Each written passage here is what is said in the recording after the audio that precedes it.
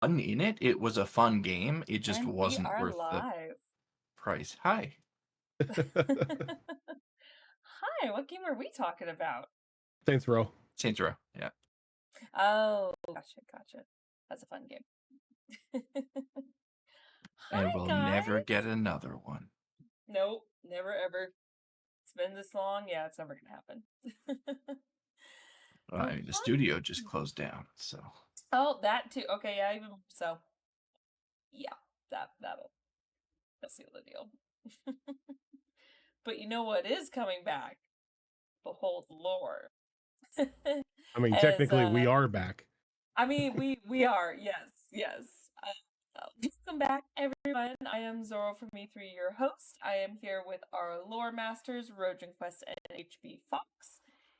And we were on a bit of a hiatus, although it kind of worked out because now we had more things to kind of rack up over the time, so we have more to talk about. So everything doesn't seem repetitive or stale. Not that it was before, but stuff we can talk about now this go around. So very excited. Today, we're going to talk about some Tricorn Isles. And for those of you who do not know, the Tricorn Isles goes all back to the very first campaign of Destiny Forge, one of the longest running shows on this channel. So let's just start off for those who don't know. Both Rojin and Fox, since of course you were both there for it, explain how Tricorn Isles sort of came to be first, all the way back from the first campaign. I mean, well, if you believe what Azerin says, it's because I'm an evil bastard. But the Tricorn Aside from that, Isles. Aside from that, the Tricorn Isles came about near the final quarter. I think it was like the final quarter of campaign 1. It was one of the last locations that were visited before the veil was pulled over everybody's eyes, and it was revealed that the worlds that they had been jumping to were pretty much all made up in one sense or another. It was originally used as just a means of a training exercise to get the group ready because of what Cassius did in regards to starting the awakening of Zatrat. They didn't have really too much time before this elder being was going to awaken and just cause mass destruction against across the city and across the continent that they were on. So Null, a individual that, love him or hate him, trapped the group yep. in pretty much illusional space, and they trekked across a forest that was attached to a giant's head. They went into a future reality where Vecna had seemingly overtaken the world and there was a resistance against them. I think there was one other one before Tricorn, but I'm forgetting what that was. And then they ended up in the Tricorn Isles after the whole resistance side of things, because Cassius, well, technically it was an illusion, so nobody actually suffered, but Cassius wiped out an entire plane of existence with a misworded wish spell. And because of that, they were transported to the Tricorn. They were transported to the Tricorn Isles, where everybody became treasure hunters, and explored the seas outside the isles themselves. I don't think they ever set foot on the isles at that time. They were mainly just out in the ocean. The group did. The group just didn't touch the. We didn't really necessarily go to the isles. It was all just high seas stuff, and we really didn't get to explore a lot of it because they were pulled back out of it. And then there was the surprise, it was fake type thing, but everyone was stronger. Put into pretty much the D&D equivalent of a hyperbolic time chamber. Yeah, the only real bit of land that we touched was the port of one of the islands, which at the time was referred to as the Island of Prosperity, Mhm. where all the business and stuff took place in the Tricorn. That is where we hired a bit of crew for our newfound ship, where we ran into a quite friendly Illithid named Archibald. Oh yeah, Um, Archie. And also where the Ravon Trading Company was established and then later found out to be, not real because it was illusory. But that's kind of where those drives came from, was establishing ourselves in that port and then sailing out and then finding out it all wasn't real. So it was like, well, we're kind of enjoying ourselves, so let's make it real. I mean, you had a good time. Gotta make it true. This time Yeah. around. I don't think there was a real equivalent of Archibald, though. Unfortunately, he was real helpful. He built Cassius a new arm. I will say Archie's You and still your out there. arms. Archie's still out there. You just haven't met him. There's a real counterpart to him. Okay. Yeah. Forget the current campaigns. We're going Archie hunting. Oh, okay, of course. He was my buddy. Funny you should say that. Archie is a resident of the Tricorn. We just gotta So- find him. Just gotta Real find him. helpful. Okay, so if we run into an Illithid, let's not shoot on sight because he might be friendly. But if he's not friendly, well, somebody's gonna have their brain eaten. I mean, we have to deal with that right now with campaign 2, maybe. We don't know. But, we'll see what happens. But did you have already pre-established, if they were to set foot on the islands, that they were all going to be kind of, sort of high seas, pirate kind of theme for them, or was it just like, if they did, kind of go from there? Because it sounds like you established it for sure later on, because you kept talking about how you wanted to make it an actual campaign, but did you know then and there? Then and there, no. Okay. Because in my mind, the Tricorn in campaign 1 was just the final branching point till before we got to the return to the prime material, and we started the final part of the campaign, which was just everybody getting reacclimated to the actual world and then preparing for what was going to be happening with the battle against Zetrot and his cult. So the whole pirate thing necessarily for the Tricorn did not come about until we had the High Seas game with Zoo and them. And we talked about how, since that world also had the storm around it and everything, that's probably where they were at. Was, Zoo and all them were technically in a section of the Tricorn Isles. See, and I remember that was the first time we all did, I think on the channel itself, that was pirate themed. All High Sea, yeah. Too. Yeah. And then just kind of went from there. I know technically we really called ourselves pirates. I have defaulted to pirates because I feel like that's what pirates. We haven't established it yet officially. You're not technically pirates just yet. None of you. Just yet. Maybe Cannonball, but none of you have technically done any sort of act of high piracy just yet. I mean, some of us have, just not now. Just not on yet. Screen.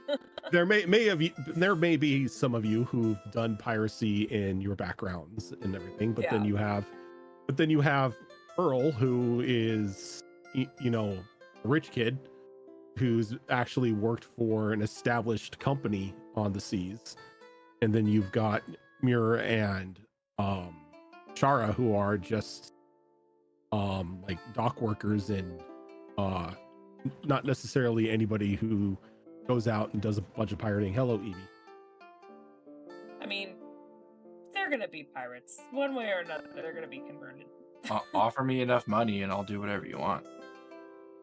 I mean, isn't that what pirates do? Pretty much. But on the note of the original Tricorn, even if it wasn't necessarily planned out to be what it became, you can still very much see kind of a shadow of what it became in the original. With the way that the original 3 islands were laid out, I actually still have my season 1 notes here that I have it all written down in. We had the island of prosperity. And then we also had the island of bounty and the island of knowledge, and you can kind of see those reflected in the current islands and what they evolved into, with their various focuses on like the trading hub of one, and kind of that wilderness aesthetic of another island, and all of that stuff.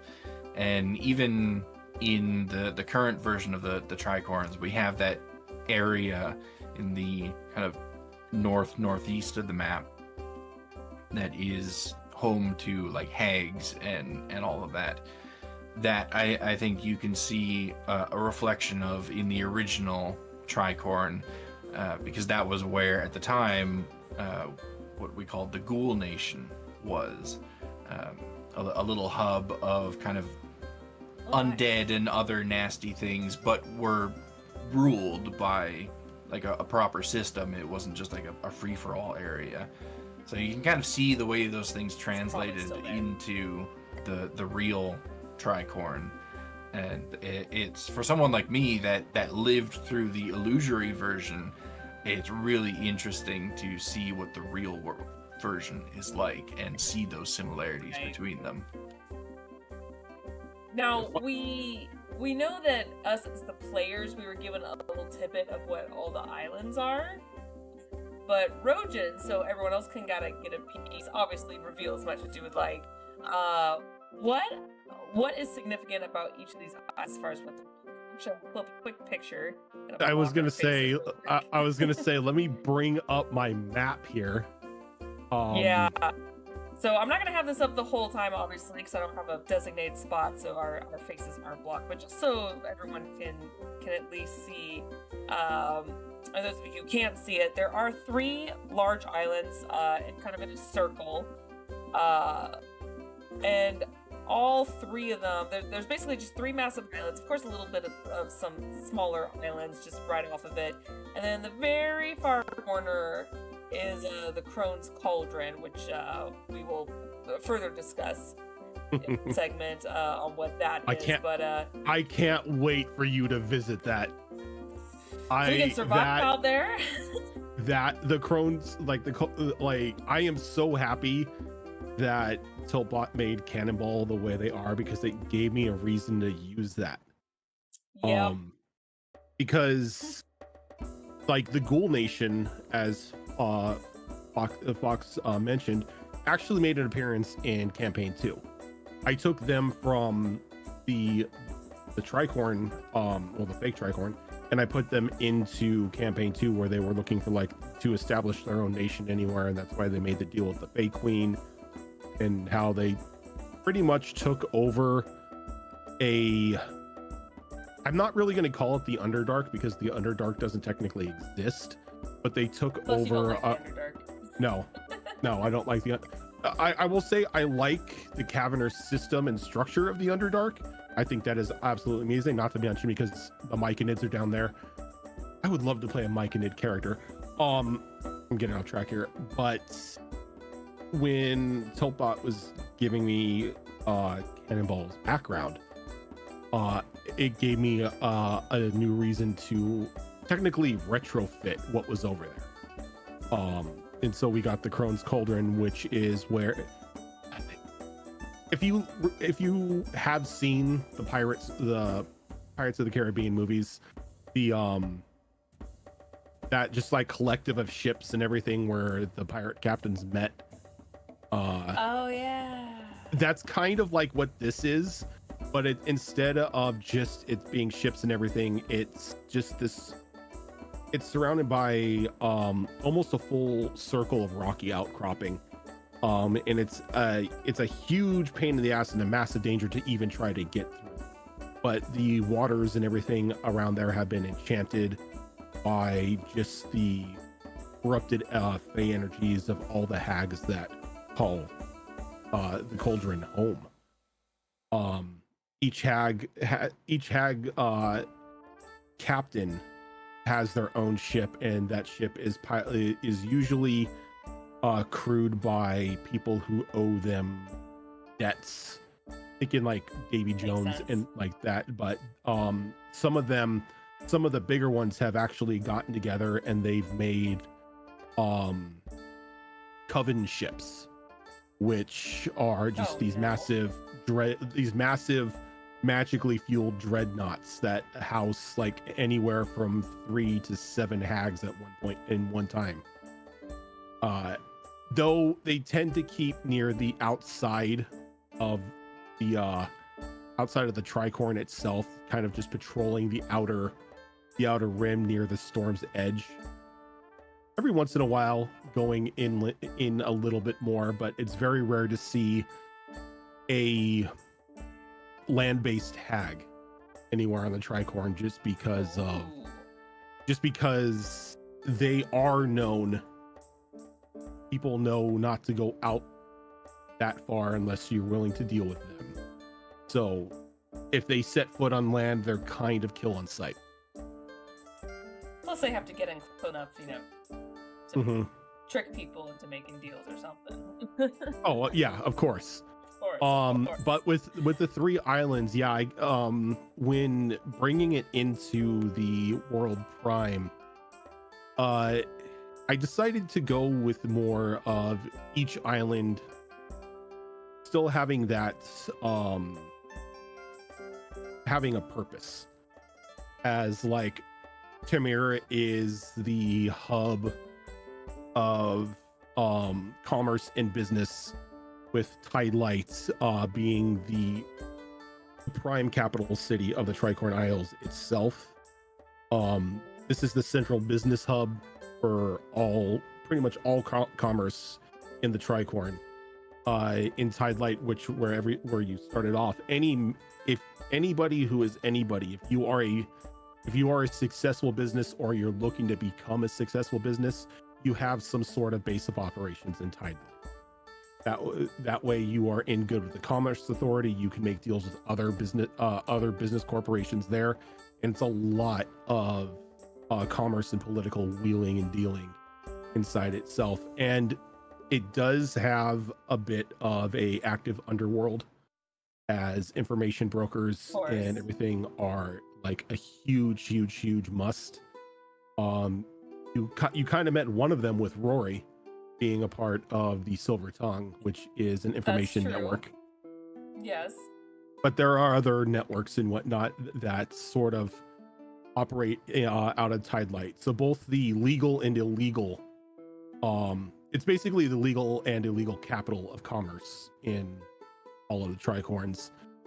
Now up on Asboro is more of the labor side of things. It's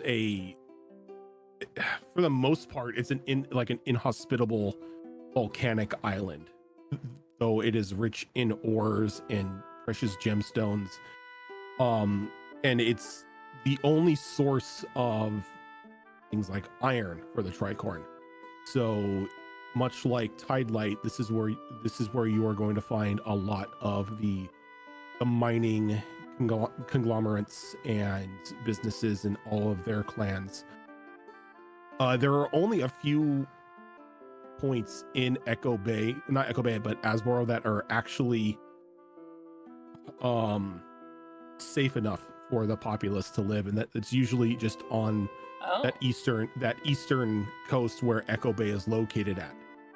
It's got a small forest. It's got enough greenery and water to supply the people of the island.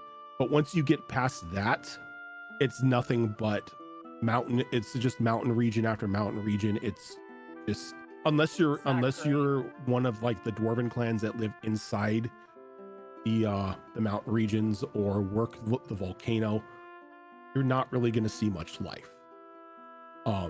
It is most It's a definitely bit more not. hazardous. It's not a tourist attraction. But the Right. only reason you go out to this mining region is either you are trying to stake a claim on a new vein, or you're a member of a mining conglomerate just going out for daily work. This is not just a place to go sightseeing. It is running rampant with various elementals, and a lot of elemental chaos happens on the continent itself. And then on the complete opposite side of things, we have Everden, which is pretty much, for the most part, a desert. It is just nothing but desert all the way from coast to coast on this island, though it is a well-known spot of rest and relaxation and pleasure. And Stormbreaker Landing is pretty much the central hub for all of this. While you have the miners in Echo Bay and you've got all the commerce in Tide Light, all the resorts, all the brothels, all like casinos, anything that would be considered for rest, relaxation, or fun is primarily located in Stormbreaker Landing and the small resorts that have been carved out around it near just like the coastal area. Is it kind of like Vegas setting where there's like fun and pleasures, but it's just mostly desert? Pretty much. It's like you stick to that strip of like Stormbreaker Landing and all like the miniature resorts that are all over the place that just like are just flecked along the coastlines. You're perfectly fine. But the central area of Everden, yeah, it's Nevada but island sized. But the central part of Everden is just a giant desert. Not many people go out there because if you're going to Everden, you're going there to relax. You're not technically going there to explore just a sandy wasteland.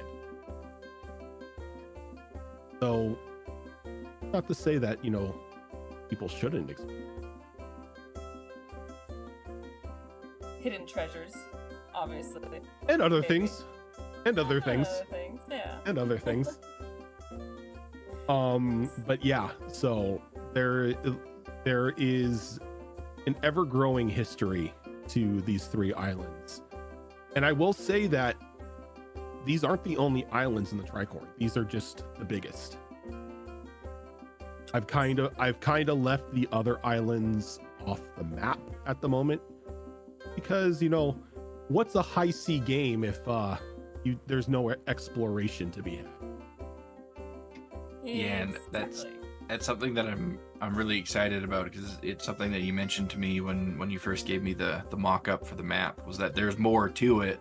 This is just what we see and know at the moment, and of course the scale of the map is not how it actually is in the world. There's more space between things, and there's more, like you said, islands and stuff out there. So I'm really looking forward to developing that map as we discover these things. I kind of keep a separate version of it where I mark down all the changes that are going to be in the next version of the map.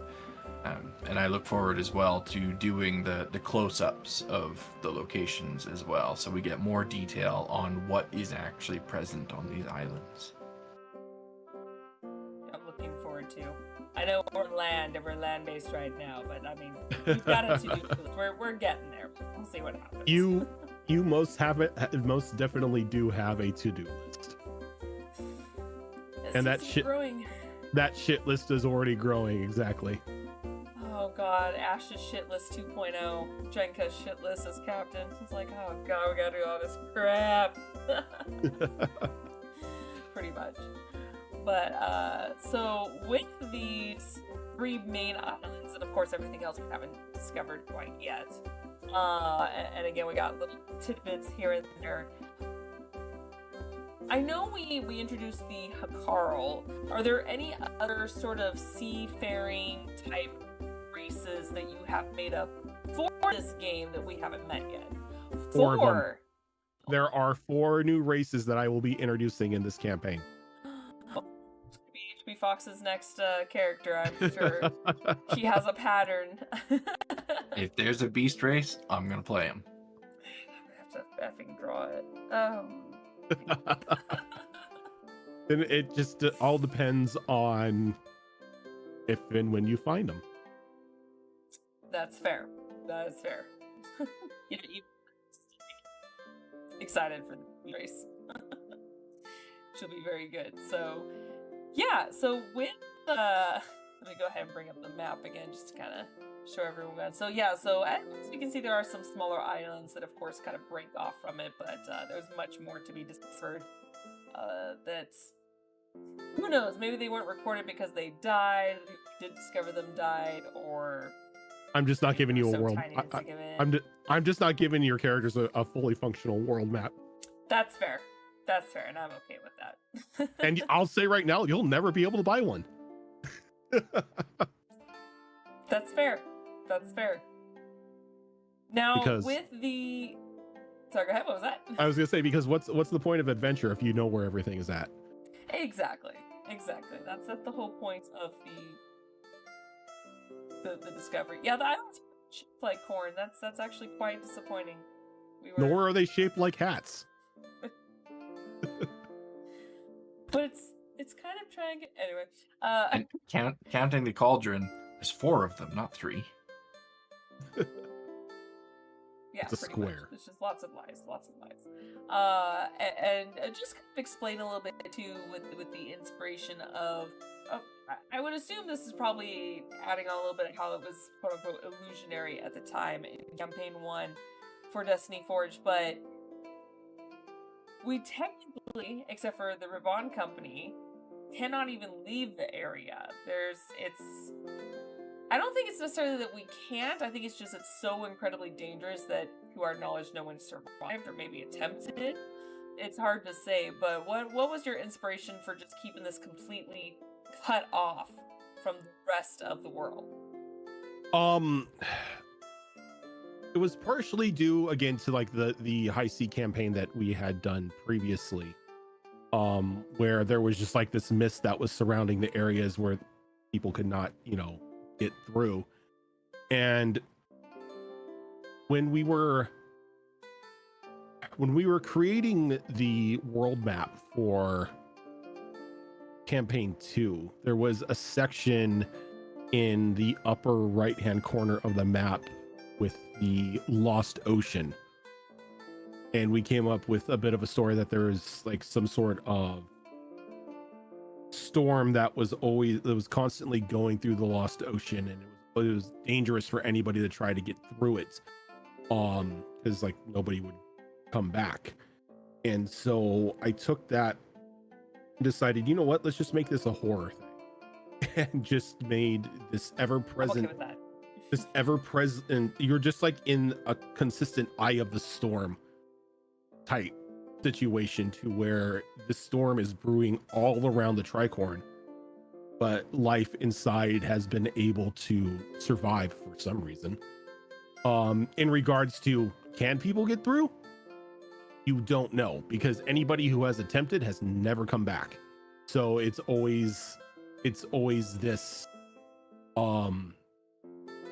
it's another one of those things that have been developed in myth, that if you go out to the storm, you're gonna be torn asunder by high winds and violent rain, or there are monsters that roam the storm itself, or it's actually a tear in the Planar structure, and it's actually a small infinite looping gateway of the astral plane. But then you've got the Ravon Trading Company that just shows up and is like, ha, we can get through it, no problem. And because of that, they become the driving force of commerce in the Tricorn, as they are the only ones who can bring goods in and ship goods out. See, which is hilarious, because there's all these like horror stories when really it's probably just like a natural fog people just go out and they go, oh shit, there's entire continents? I want to go back. Well, myth always has a bit of truth inside of it. Yes. So, and you've come across something and people have already like identified that sea monster as something from the mist. If that's true, you don't know, because again, most people stick to the inner waters, not necessarily wanting to branch out into what would be technically deep ocean, because of the fear of this, like the rumored sea monsters and the hags and the other factions that patrol out there, and then the storm itself.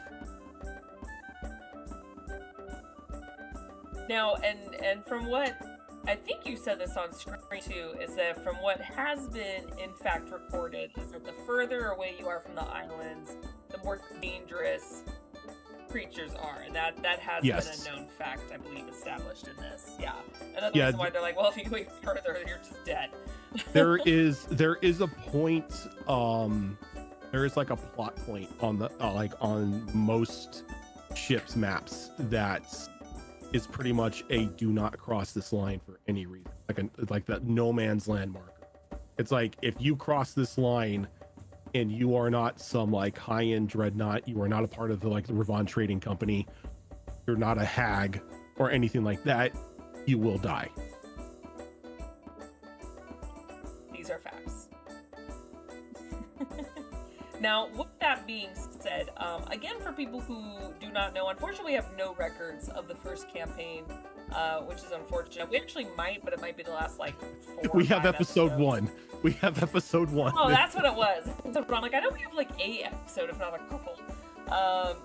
Yeah, unfortunately. So for those who unfortunately won't have any record for it, both you and Fox, if you don't mind explaining a little bit of, because we've noticed that for those who do know, there's a callback as well as reoccurring characters such as Zitrot and Cassius or Yvonne. So could both of you kind of elaborate a little bit more as to what the history is between Cassius and Zitrot specifically, and what the Rhojinquest company has done to establish here, why they're, aside from them being able to transport back and forth, like what was their company based off originally? You want to go first, or should I? I'll let you cover the Zitrot stuff, and I'll cover the company stuff. Okay. So Zitrot was introduced because I wanted to introduce some sort of spooky ass thing that was located a little bit off the coast of the main port city that they were visiting. They were sent down there to retrieve some, I forget what item it was, but they were sent down there on a quest, and it was just this expansive labyrinth-like temple. And while they were exploring it, Cassius noticed something deep down in like just a black pit near the edge of one of the broken rooms in this temple. And going down there, he found, I believe Agrin at that time was a dagger. Yeah. Agrin was a dagger at that time. Yeah. And Agrin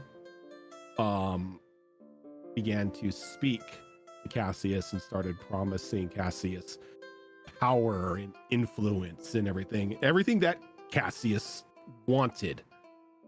And For those who don't know, Cassius was a dragon, or dragonborn, so you know, a dragonborn druid. Yep. And so Cassius is like, sign me the fuck up, and pulled the dagger out of its resting place. Little did he know that Agvern is a broken fang from the body of Zitrot that was severed during the fight with the pretty much the prime world dragons back when the old ones and the prime kind of clashed. Agvern completely followed through on his deal, and gave Cassius vast amounts of power, led him to vast amounts of influence. But at the same time, Cassius was sort of acting as an agent of Zatrot unknowingly. And Zatrot itself is just, in its true form, is just this massive spider-like monstrosity that, because why not add more fear to people with spiders and let them fly? It's a But spider. yeah, Oh, even yeah, better. he can fly. Yep. He can So is fly. he like a demigod or kind of an He is- archdemon? he Like, what is an was he old one. specifically? He is an Oh, old one. He is one of the old okay. gods back before like any like human life was on this world, when it was just them and the dragons and they were in a constant war. He is on the old one's side, and he was a deity who fed off of lies and destruction. Not a good guy. Nope. And we do have a video about the old worlds too, if y'all want some history on that, because that happened a long time ago. Yep. And so Fuck you for that, by the way. what's that? He hates I forgot Grizz hates spiders, so he's like, fuck you for that, by the way. I mean, technically, you guys, Fly. technically, Broods, you guys never saw his full spider form, because by the time he was in that form, you guys had already powered up, and there was a giant fight on his back as he was rocketing towards the city, and you guys were able to bury Agvrin into a weak point on like the top part of the carapace, and it shut him down. And then everybody hollowed the old one out and turned him into a museum. Yeah. Fun times. Fun times, yeah. But yeah, so the whole Zatrot thing was Cassius's fault. Again, wasn't even what I planned for the campaign. Funny enough, what we're sort of doing with Withered Wastes is technically the after story of what should have happened during the introduction, or during campaign 1. Like, there was a completely different campaign that was leveled out, and then you awoke, Cthulhu's younger brother, and then, well, it went from there. I mean, it worked out for me. But it sounds like, and again, feel free to reveal this or not, because again, there's no record of it, sadly, is, we know Zatrot has a huge vendetta against Cassius. Yeah. What did Cassius do specifically? He broke Fox? their contract. Oh. Yeah. Classic. Yeah, so basically, Agvrin promised all this power, influence, and wealth to Cassius, and followed through on the promise, and gave it all to Cassius. And when it came time for Cassius to live up his end of the deal, he's like, how about I kill you instead? And That's yeah, why you don't that's, give halvesies at the beginning. Understandably why Zatrot is rather upset. And what's the timeline between campaign 1 and Tricorn Isles right now, since Cassius broke that? Campaign 1 took place 200 some odd years before campaign 2. Right. And then Tricorn Isles takes place at the same time that campaign 3 takes place, so 60 AD. So you're looking at like almost 300 years after the events of campaign 1, that campaign 3, or that Tricorn is taking place. I mean, he's got a valid vendetta considering how Cassius is still technically alive. Oh yeah, he's There's a running reason for around. that. There's a reason for that. Oh yeah, we actually got a small tidbit of that at the end of No Way Out. I'ma eat the heart of a void dragon. Yeah, he Yeah. he certainly took everything that Agvrin gave him and used it to bolster himself even further. I don't think any of that void dragon stuff would have worked if he didn't have Agvrin basically keeping him alive the whole time. Mhm. It was rough, and he came very, very close to just killing himself entirely during that process as well. Like he was one roll away from just death. Yeah, it was close.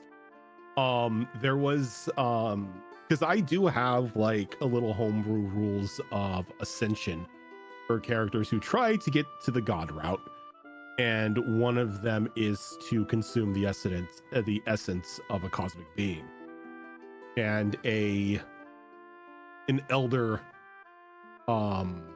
void dragon. Well, that's a cosmic being. Almost quite literally.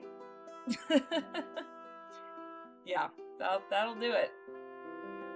I mean, obviously, if you want to achieve godhood, there's a lot of consequences, I'm sure, but yeah. Yeah, and I mean, to get to that point as well, it wasn't just the process of eating, the heart of it.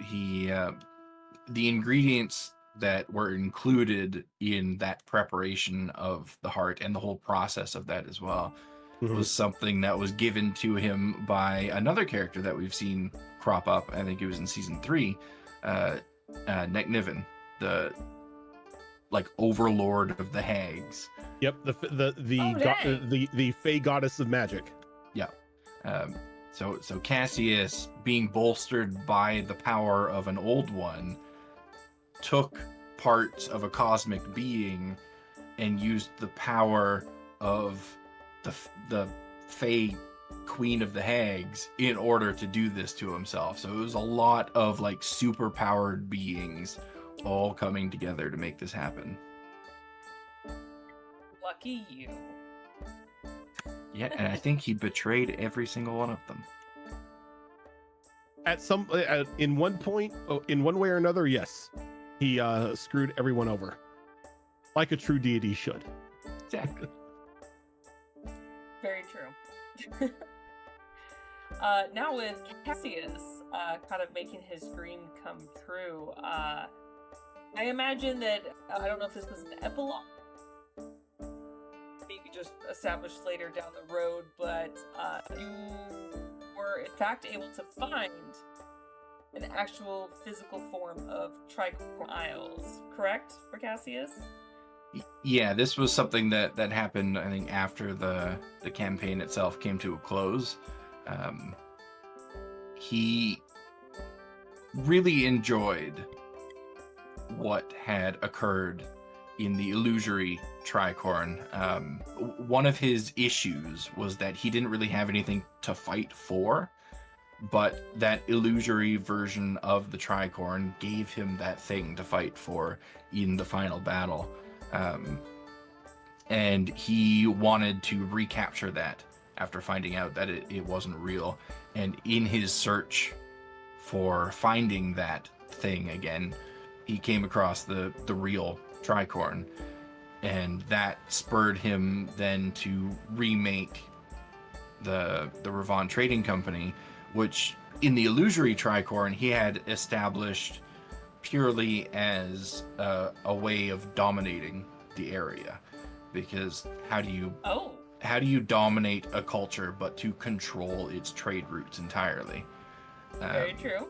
Mm-hmm. And he was on this quest for power, and that seemed like the way to go, and it clearly was the way to go because it has established the Rhojinquest Trading Company as a power within the world, at least within the commerce of the world. And once you have control over things like trade routes, and you have a base situated in cities across the world, now suddenly you have an avenue for learning about the ongoings of everything across the world. So it all comes together in that position of power for him. And also his sister kind of comes into play, and she, despite all the powerful beings that he has stabbed in the back, she is the one thing in existence that he is truly terrified of. And she pushed him to create the Ravon Trading Company as we know it now, because that also allowed her to then piggyback on it and use it in nefarious ways, let's say, across the world as a whole. We've only heard rumors of it in the Tricorn, but she is as present in the world as Cassius is. And did we ever meet her sister in the first campaign? Yeah, so we did meet her briefly. It was towards the end of the campaign, around the time that Cassius was pushing with the whole Void Dragon transformation stuff. She was actually my backup character. And Cassius was an evil character in the sense that he served only himself, but she was a truly evil character in that she got immense pleasure from just harming other creatures, other beings, to be a detriment to their existence. That's what gave her sustenance almost. So she is not a nice person, and she will use whatever means is at her disposal to inflict those harms upon other people, whether that be force or violence or seduction or whatever it is. She is certainly capable of it. Curiosity, what was her class that you made her? She was a shadow sorcerer. That would be appropriate. Yeah, and she actually was the one responsible for the death of their parents, which is kind of what set Cassius on his broody path, was losing his parents. But it wasn't, oops, this is an accident that resulted in their death. She literally slaughtered them and then used their blood in a ritual, which she forced Cassius himself into as well. Sounds like some fun family vibes. Yeah, and they were just children at the time. Gotta love moments like that. Yeah. Yeah. So, is she still alive, as far as we know?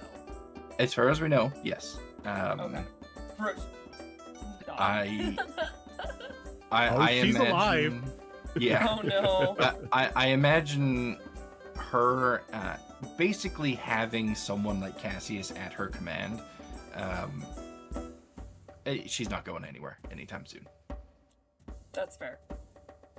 I mean, there's been mention of her already.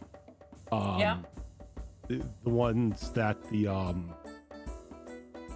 henchman that you had fought, referring to as their mistress, is her.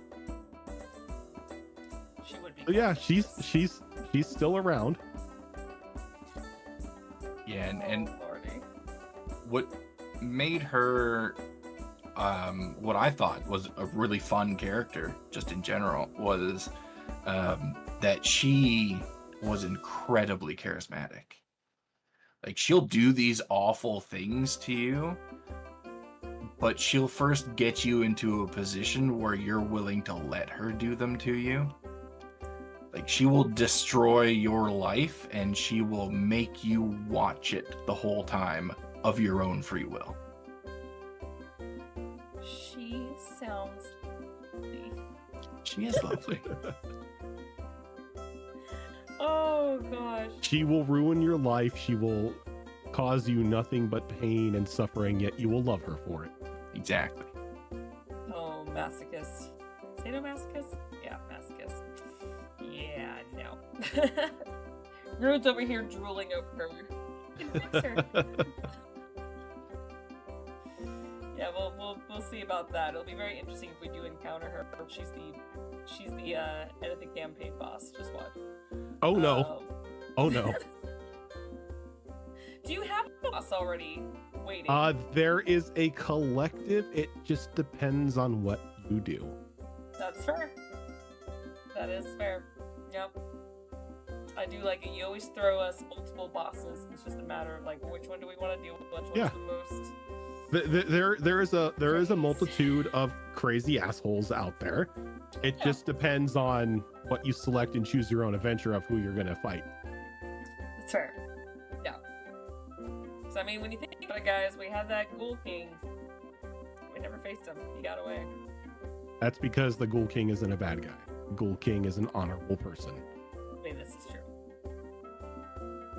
And may have become my Null's patron. That's crazy things. So yeah, so I think what we're gonna do right now is we're gonna take a very short break, kind of get up, get some refreshments, and I will continue asking some questions, but this is the segment now where we'll answer any questions you guys may have. Feel free to ask whatever you want. However, it is completely up to Rhoja and HB Fox on how much they want to reveal or reveal any at all, as of course we don't want spoilers because they haven't happened yet, and we as the players want to be surprised. So yeah, if you have any questions lined up, no matter what they are, go ahead and we'll definitely ask them. Otherwise, give us just about 5 minutes. Be right back with some more questions for you guys. Don't go anywhere.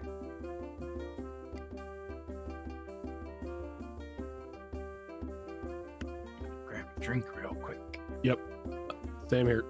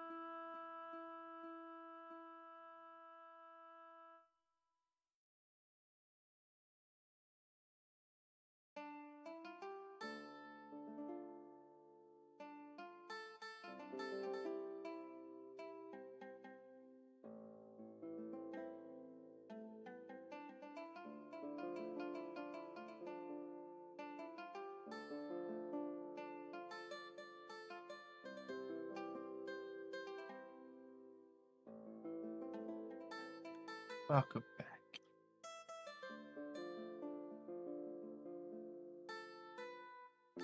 I guess so.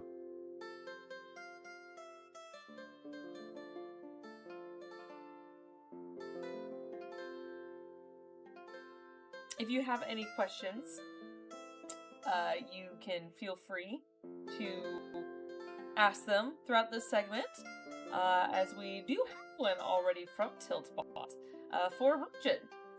I'm curious to pick your brain about if you have any idea what show or any idea what type of villain you were thinking for the Extra Life 500 Silver Medal goal. So, that is going to be up to all of you. Well, what they are, anyway.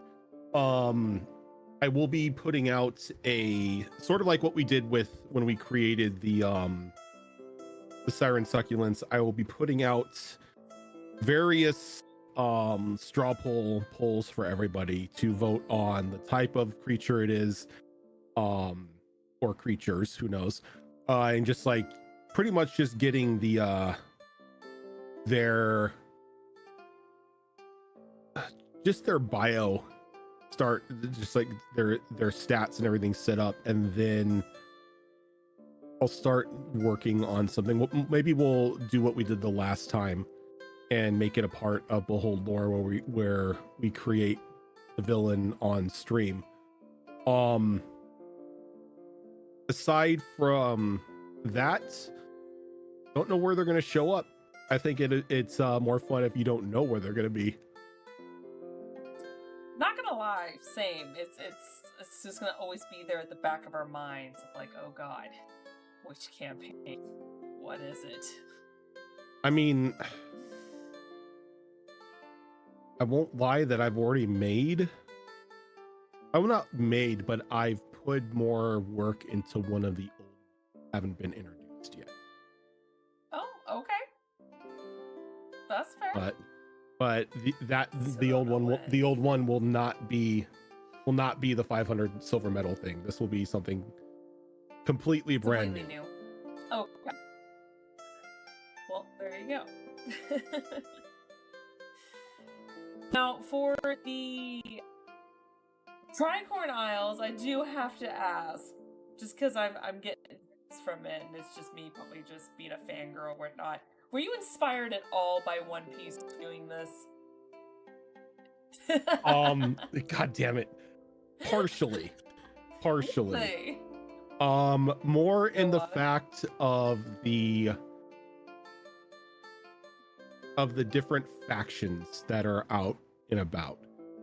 Like they all have like their own little quirks and everything that kind of separate them from like the other ne'er-do-wells that are out there. So yes, there was a bit of inspiration, at least in regards to designing some of the pirate factions that call the seas of the Tricorn their homes. Though I will say, there was a point where I was just listening to the One Piece rap on repeat while I was creating some stuff for the campaign. Why would you do that? Why? Because I You're a unironically monster. enjoy it. Monster. How dare you? Oh yeah, four kids ruined that anime, but yeah. That's why I never watched it. I watched part of it just to see, and I was like, nope. So thankfully this is a little bit different. Just in case, Fox, do you have any questions for Rhojin that you have lined up for Tricorn? I do, but you may not be able to answer them because it might be spoilers. Never know. You never know. Or I could lie. Or you could lie. Also We true. would never know. Exactly. In regards to the map, the area of the Tricorn, there's obviously stuff that we haven't discovered yet that will make an appearance on the map. But I have been quite curious, since we don't know the true depth or size of the storm. Is there any plans in the future for events that may make parts of the storm recede and then reveal further like land masses that may have been residing within the storm? Any sort of secrets in that regard that may be laying within these clouds, waiting for someone like our adventuring party to reveal them? I won't lie, there are most definitely land masses that you can get to in the storm. How you're gonna get there, Ooh. that is up for you to discover. But the storm either coming in closer or the storm receding is always a possibility. It just depends on the actions and choices that the players make throughout the campaign. So you can make things better, or you can make things a lot worse. Oh, we could always make things worse. Knowing us, it's gonna be worse. That was Unintentionally. something that excited me while making that map, was just knowing that the storm is such a big unknown. There's just the possibility of so much within it that could then become a part of the campaign. I mean, for all we know, the Tricorn is just like a tiny dot compared to the land masses within the storm. It We could don't know. could be anything in there. Yep. Agreed. I know what's in there. Now, well, yes, I would hope so. Now, with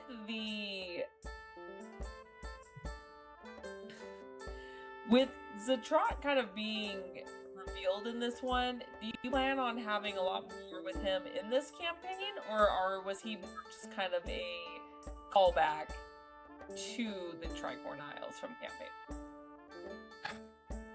He was pretty much supposed to be just an Easter egg.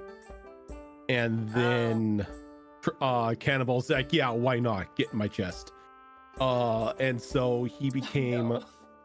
more of a side plot device. Let's go chaos, exactly. Yeah. Now that he was released at the time that he was, He is outside the storm going after wherever Cassius is at the moment. Because of that, He's AFK. unless you find a way back in, like outside the storm, there's less of a chance you'll ever see him again. Okay. Unless Cassius brings him back into the storm. Oh god. He's like, I found this new sliver of soul he got. Who is a cannonball? Yeah. Cassius comes back through the storm and he's absorbed Zatrot's power. Yeah, we're just gonna end one of the sessions with us walking into a tavern, and then a white dragonborn walks up to them or up to us, and he's like, "Which one of you is Bill?" And that's the end of the session. Shit moment. Cassius should not I eat think- my soul. Oh no. I think at that point in time, it wouldn't just be Cassius, it would be Cassius and Ichirai that show up. It was Azra's. Azarin's monk that ascended into I guess you would just say ascended as a celestial being. God, everyone turned God in that campaign? What happened? Pretty much. In one way or another, everybody had like a moment, like had their characters ascend in one way or another. That's kind of cool. Yeah, because Tiny's character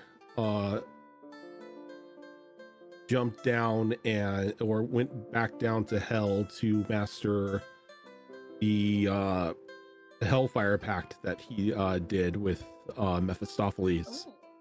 And his whole thing was he was going to try to betray him and overthrow him for his seat. Of course. And that's where that, set me on fire meme comes from. Gotcha. Okay, Yeah. sense. And then Necrath had a weird, Necrath's ending was a bit weird because it was more he was pursuing Asmodeus' daughter and just going on like a sword collecting spree. Very And on then- brand for Groots. And then Of course. Ichirai kind of stayed around I forget the name of the city. It's been so long. A celestial city? No, the main city in campaign 1, Oh. Ferrisport. He stayed around in Ferrisport to make sure that everything stayed civil and peaceful, seeing as how they now had a hollowed out god as a point of commerce in the city. So he was just there making sure that nobody tried to pull Agrin out of the museum and bringing it back to life. And then Cassius went out and about and did his business venture and his slow pursuit of godhood. Ate a heart. Whatever. No biggie. Ate a heart, betrayed a couple of very powerful archfey and Yeah. godlike beings, As you do. as you do. Of course. Now, what was the inspiration of adding random tears of the Feywild kind of popping up here and there? Was that just your way of inserting some Fey shenanigans, or is there a reason behind it? There is a reason behind it, but I can't get too involved, and I can't give too Fair. much information from that because it is a very ingrained plot point into the campaign as to why the veil between the prime material and the Fey realm is so thin at this point, to where there are just random tears that open up at any point in time. Oh, that's exciting, because I definitely dipped into. There's a few of us, it sounds like, kind of dipped into that for our backstory as far as like involved with the Fey. Because why not? If Mhm. the veil's so thin, might as well. The veil is paper thin in some areas, and there have been reports of like ships who are out to sea who are never seen from again because a tear opens and they shipwreck somewhere in the Fey plane and they can't get back. Oh no. Yeah. So there's pirate islands. This is a ship graveyard. That's all it is. Yeah, it's just We're a like, oh, ship shit. graveyard. Yeah, pretty much. I mean, that's Mr. where Mama Plum is from. That's true. She did say that. And we were like, we accept this. Pirates in the Feywild, yes. That's some Peter Pan shit right there. Yeah, It's exactly. all a ploy from the Possum family to wreck ships to get parts for their salvage yard. Yes. I mean, that would explain why there's a permanent open tear of the Feywild and, well, what used to be a jungle next to them. Yeah. They purposely made sure a rock was right there, so at the last second they go, oh shit! They're like, yay, new pirates. We're good. Pretty much. But HP Fox, you said you had some other questions you wanted to ask.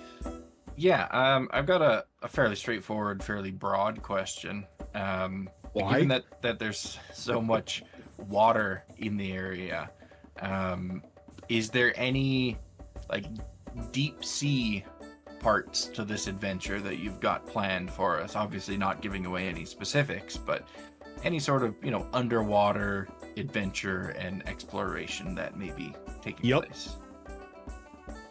Not only underwater exploration and whatnot, but a means to do it as well.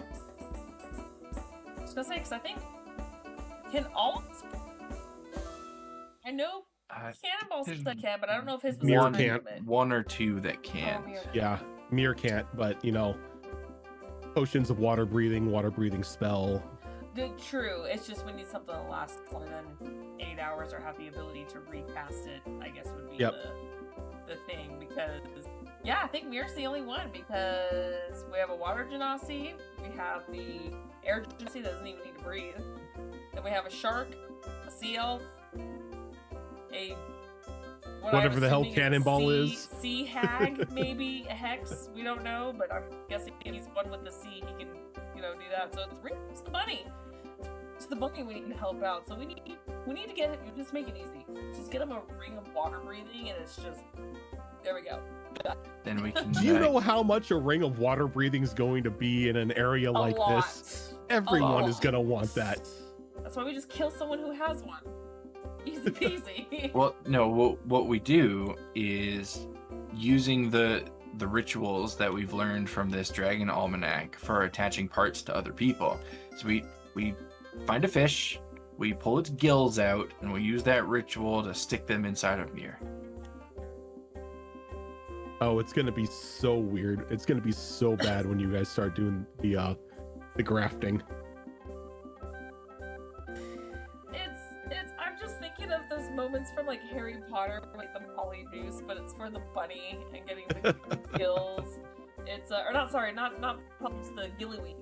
The gillyweed, yeah. From 4, and it's just get the gills. So he's just like, oh, this is weird. Giant bunny feet turn into sea flippers. That's kind of cool though. It's pretty appropriate. They're already perfect. Just make them flatter. They already are. But yeah, they're Yeah. the sea and the seafloor are definitely places that you can explore. Nice. I'm looking forward to that. I love underwater stuff, Yeah, and same. being Hakarl with those racial abilities that they have, so it's gonna make it even better. I think it's As I say, one most the of you- reasons- Most of you have Good. swim speed, so combat Yeah. isn't going to be hindered. Yeah, and I think it's one of the reasons why we purposefully, at least most of us, decided we want to do something that would be okay with the water.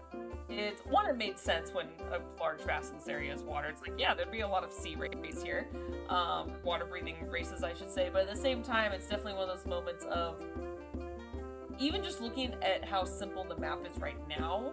I think we all secretly knew better that there was going to be something out there, whether it's islands or underwater, and to have the ability to at least assist in that, to do some underwater exploration.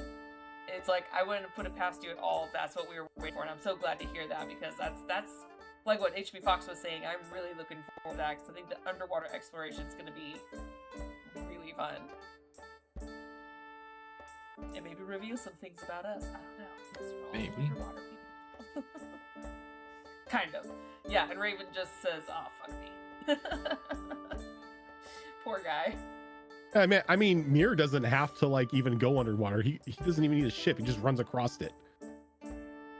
Bunny moves fast enough to run on water, so I'm sure diving suits are a thing in the Tricorn. We'll just get him a bunny-shaped diving suit. Artificer?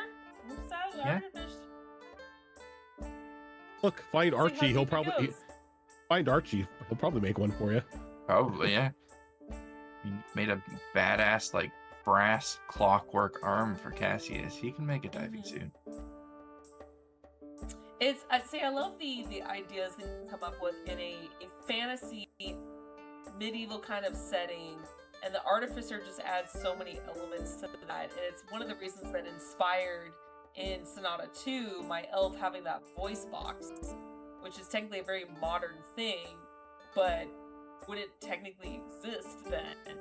So to have something like that, like a mechanical arm that's not full on like, oh yeah, I just took it from a robot and just shoved it on, kind of situation. Yeah, I love that kind of stuff that artificers bring to the world. Artificer as a class, I dislike. I think it Fair. falls majorly short on a lot of class stuff, but artificer as a mechanic in the world, I think is amazing, and the things that it brings to the technology of the world is just wonderful.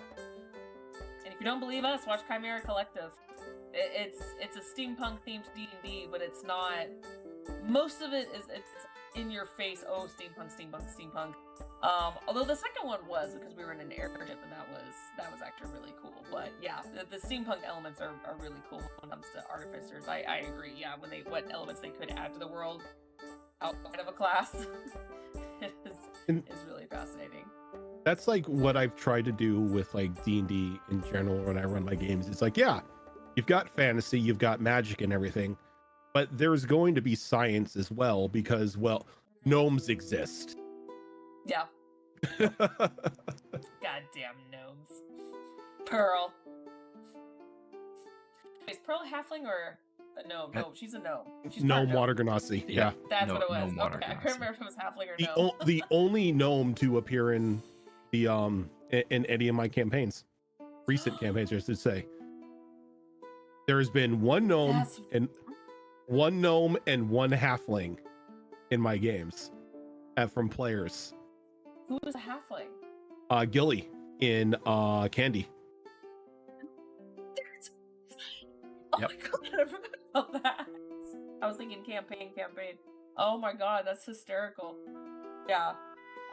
Yeah, it sounds like some people are excited to see some of the character lore come out. It's always fun reveals. Rhojin has a very awesome pace when it comes to that kind of stuff as far as the slow reveal. When it comes to certain character lore, character arcs, so it's perfect example.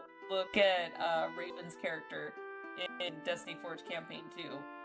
It was just like a lot of slow reveal, Oh, and then serious.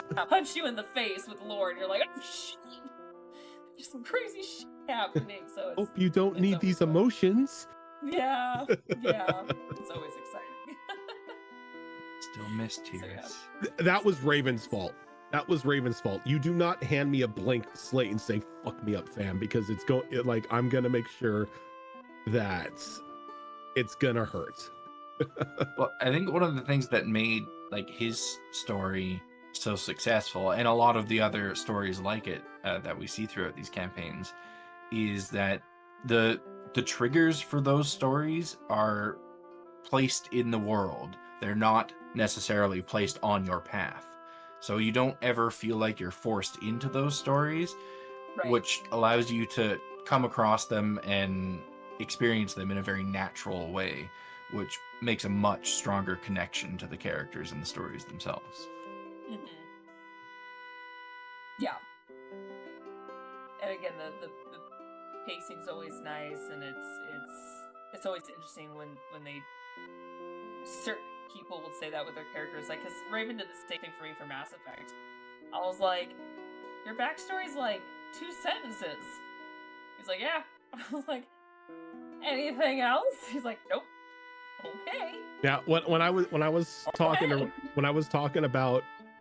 Raven in regards to Terrace, he was just like, I want to be a Simic hybrid from the like the Magic the Gathering book. Oh, that's right. Yeah. And I'm like, I can make that work.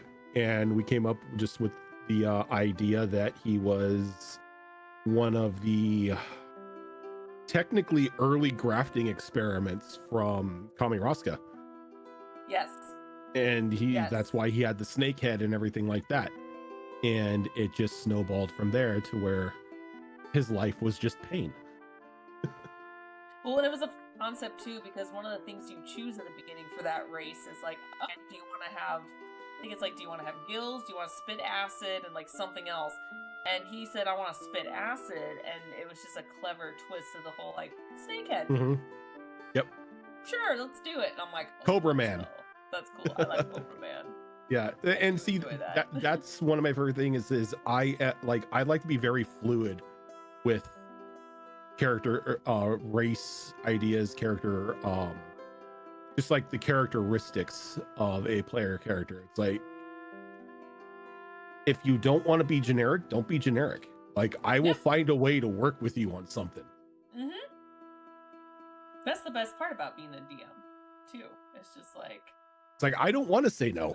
I mean, like most of the times, the only time I don't even say no to a lot of like the class things, unless it's from like some unhinged website. But it's, you know, there are things that I think may be a bit too strong, but I'll work with you and, you know, balance it out to where you can still have it. One of the things like that is Cannonball's Gunpowder Cleric edition, to where he can literally just add an explosive property to any weapon that, you know, when you roll damage, if it lands on the main damage, like the main damage die, the highest number, you get to roll it again because it explodes. And when I read through that, it felt like it would get out of hand because it can continuously explode without limitation. And it's like that can be that can be a bit destructive. So I toned it down a little bit, but I kind of like the idea of just making everything have the ability to blow up. Sure, let's do that. Let's just blow everything up. Why not? Wait till you see what the black powder sorcerer is going to do with that holdout gun. That holdout gun, I can't wait for that little derringer to just like blow a hole in the side of a ship. Yeah, I foresee several oopsie moments with that stuff on the high seas. We did in the last campaign. Yeah, we did. Something ship in a mountain. There was I that. mean, that's one of them. That was one of them. Yeah.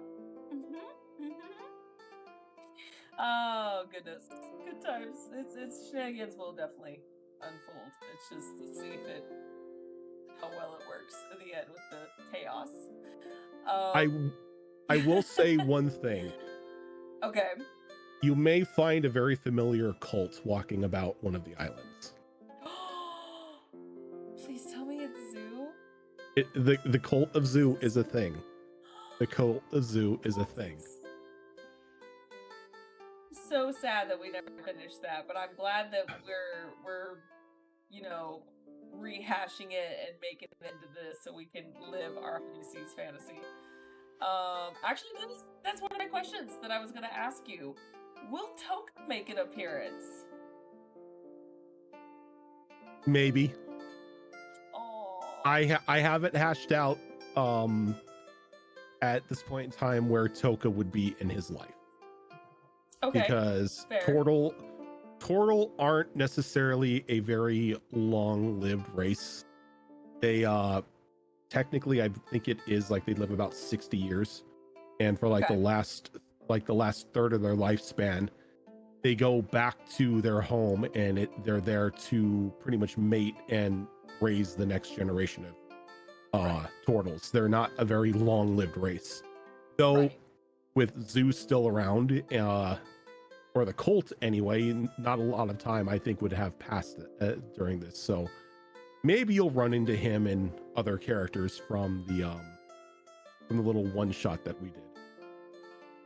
We basically just go to an island that's essentially this world's version of the Galapagos Islands, and we just see him there on his little home going like, I'm raising my babies. I need an excuse, not an excuse. I need a campaign to where I can play Toka again. Yeah, we'll see what we can do, Rojin. We'll see if we can get Toka back. But yeah, just, who is Zoo? So when I first joined this channel many years ago, we actually attempted to do a pirate theme, very heavy pirate theme campaign. I think we went about 7, maybe 10 episodes max. Unfortunately, the campaign was dropped, but towards the end of where we did stop, there was a cult of kobolds that was kind of rampaging this area. I shouldn't say a cult. They weren't a cult yet. It was just a bunch of kobolds running around. They were basically just batshit crazy. They weren't all there, and they just kind of believed everything you said, sort of situation. And H.B. Fox's character was you were not a lizard folk. You were a who were you? You weren't a lizard folk. I was a lizard folk. Yeah. You were a lizard folk. Okay. Yeah. I was trying to think because I thought maybe that was Raven's character. Yeah. Half of you were reptiles. Lizard folk that had an affinity for dragons and dragonborn. Yes. So not one himself, but highly respected them. And you, if I remember correctly, you were not the brightest bulb in the crayon box. No. Zoo was not a bright little lizard. No, and he unlike most lizard folk, you were definitely on the shorter end of the spectrum. You were probably just above the height of a kobold. And I can't remember what you did specifically, but you basically convinced the kobolds to follow you, in which they created a cult of Zoo, which was your character's name, Zoo. And of course, lizard folk, they had the 3 fingers. So he would say cult of Zoo, you know, basically his character's doing this, but it's 3 fingers. Hence why we did the little marks in chat of the 3, because that was the cult symbol. So cult it of Zoo came about because that particular campaign, it wasn't a low magic campaign, but magic was kind of like forbidden fruit type of thing. And so you don't do it in public, and you kind of hide it away from everyone else. And Zoo did magic in front of this group of kobolds, so they immediately thought, you know, he was like some sort of deity type figure. Of course, they asked him, and he was like, yeah, sure, I'm a god. We also stole them from an aboleth, so that too. Yeah.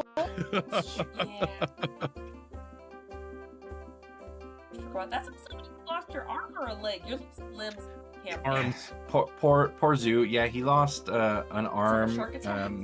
And no, he lost the leg from a shark attack. That's what it was. He lost the arm first, and then later in the campaign, because there was blood in the water. He lost the leg because the shark bit it off. And we never got to get revenge on that shark, because that was the last time we played. Yep. It was very depressing. I remember Jenka hated the kobolds. Hated them. See, she was like, dumb shits, get away from me. I have a question. Is this Jenka the same Jenka from the one shot? No, actually. She's different because the way he set up that campaign was a lot more aggressive. So I felt like what I originally had planned for her, she had to be a bit more hardcore than I originally wanted. So I kind of adjusted to that as some of the episodes went by. But no, this Jenka is the original 100% pure Jenka I wanted all along. So yeah, you were a tiefling in the one shot, if I remember correctly. if I remember correctly, he limited us. I think he wanted us to do one of the original set of races or not expand too much. So I was like, Yeah, and I tiefling would pushed work for her. I pushed against it because I bought the turtle pack. I'm like, I want to be a I turtle. remember that. I remember that. Yeah. So it was although to be completely honest, I had no idea what she would be like some sort of seafaring race because her background was piracy. So it would just make sense. But I was just like, what's the closest thing? And I was like, sure, tiefling works. That works. They're hated, whatever. So yeah, so no, this is not the same Jenka. It's the Jenka I've always wanted. I'm very happy, so it'll be good. But yeah, we do have a few more minutes. If anyone in chat wants to ask any questions, or HB Fox, if you have any more you'd like to ask. I am actually scouring my folders at the moment, looking for that picture of Zoo that Magpie drew. I know I've got it somewhere. Yes, I have that too. There's another one too saying like, where are tieflings? Because me and Mags were tieflings, and the rest of you were all reptiles. Yeah, you were all reptiles. I know I've got it somewhere. I'm trying to find it. So funny. Where's my retired games? Try and buy some time for me while I look for it. So it's really fun to see Toka actually expanding on that a little bit, just because of little homage to that. Would we see anyone else from that group, like, Zoo and oh my god, I can't remember Raven's name. Any of those people? It's a possibility. I don't think it would be too far beyond, where their adventure kind of ended and, chaos ensued. So you may run into them, but the cult is definitely a thing. How big it is, how well it's thriving, I don't know. I haven't really decided that just yet. Yep, there's the picture. There's the picture. The pictures. Oh, he was a black dragonborn. Yeah. I think that's what it was. So it was all boys. So there was 5 of us. The 3 boys were all some sort of reptilian race, and the 2 girls were both tieflings. We did not decide on this. It just happened to be coincidental like that. And it was so fun. There was a zoo picture though, and I know I saved it somewhere, I thought, but yeah, it was we may have to go very far into the archives and see where Max may have put that, because she did 2 pictures. But yeah, we'll post it on our Discord for the picture that she drew. But yeah, it's who knows? I mean, we got to see the Koatoa cult in Destiny Forge. Who's to say we won't find the cult at Zoo? And if that's the case, I think it's the Kobolds, the Christmas one-shot shenanigans. It's that level of crazy from these kobolds. But with even less intelligence, somehow. Less intelligence and more competition between all of them. That religion is based on titles. And it's possible we may even see some descendants of Zoo himself, because it was canon in that campaign, and I'm going to keep it part of his story should it ever become relevant, that he had a merfolk mate. Mm-hmm. And at the kind of epilogue of the campaign there, he went back to his mate, so they could have some little weird lizard merfolk babies. Who knows?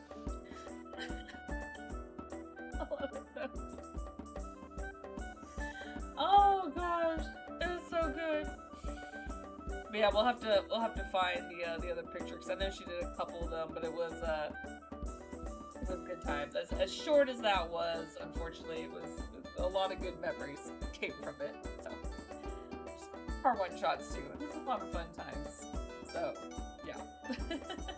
Anything else you'd like to ask HB Fox before we head out? I have, as always, whenever we do these shows. I have lots of questions, but I know I can't ask several of them, most of them, because they contain spoilers. Like I have got a plethora of questions about the Crone's Cauldron and the hags that reside there. But yeah, like a lot of these things, I gotta wait until we get there in the campaign first, and then I can ask those questions. So I've got them there. I've got them tucked away. So when we do Tricorn Isles round 2 on Behold Lore, I've got those questions ready.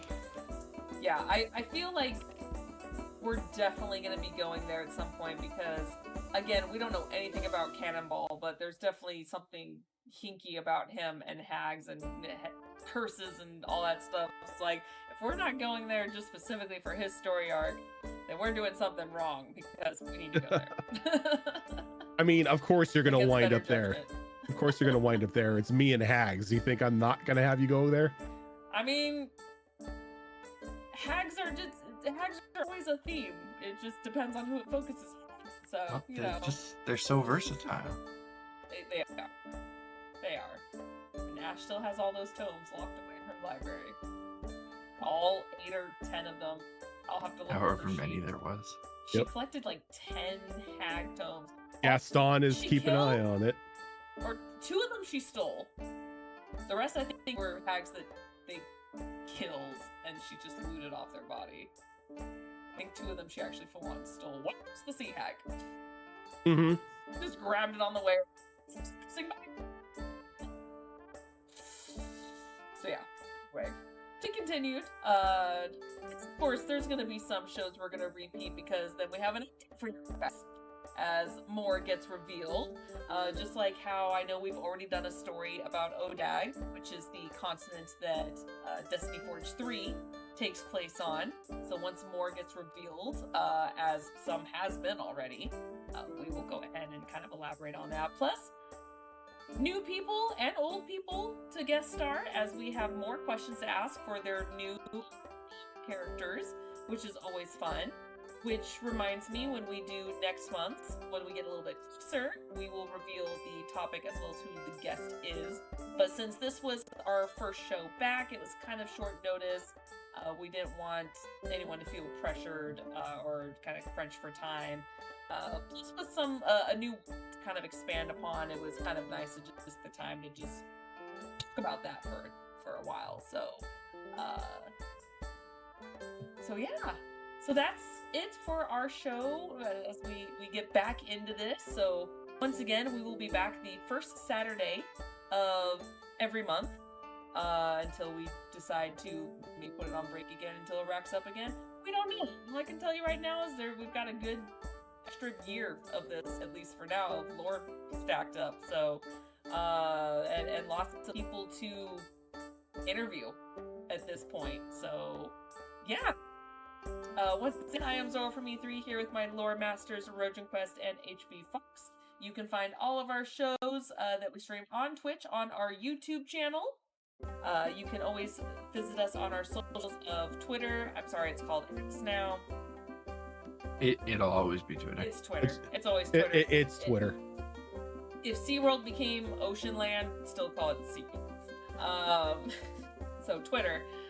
And our Discord for any and all updates. This is not the only show we have. We do have 2, actually we have a lot of shows to the point where we have quite a few alternating shows at this point. First one's being Monday. We have 2 alternating shows of Mass Effect Horizons, where I run the group Mimsy 6 through space. And then we have our alternating show, this one that we talked about today, Tricorn Isles with Rhojinquest. So stay tuned on future things, lore reveals about the Tricorn Isles. Then Tuesday we have our Destiny Forge Campaign 3, just on hiatus until we can figure out what's going on with jobs time, because we certainly don't want to lose anybody. So stay tuned on when that is coming back, hopefully here in the near future. And then we have our brand new show on Thursdays called Totor, which is a Star Wars Tales of the Outer Rim story where we just had our 2nd episode and Bot runs us through a different kind of space for that. And that's every other Thursday. And then we have our 2 alternating shows on Saturdays with Withered Waste, D&D Wasteland campaign with Rhojin, and then alternating Saturdays of Wayward Wanderers of Pathfinder Extinction Curse, ran by Azarin. So stay tuned, guys. Yeah, I love all the acronyms. We have TOTR, WEWA, we have WAWA. They're all over the place. It's all good. Diff. We have meh. That Meh. one I think is my Meh. favorite. I kind Meh. of chuckled myself every time I see it in our voice channel listing because it's right at the top. Meh. Meh. Oh, always fun. We may have been clever with the Todor because we thought it'd be funny because there's Swodor, Tor, and it was just funny. But stay tuned, guys. We'll see you next month for our next segment. Otherwise, we will see you guys potentially this upcoming Monday with Tricorn Isles. It just depends on the holiday since it is a holiday. But yeah, we will see you guys then. Take care.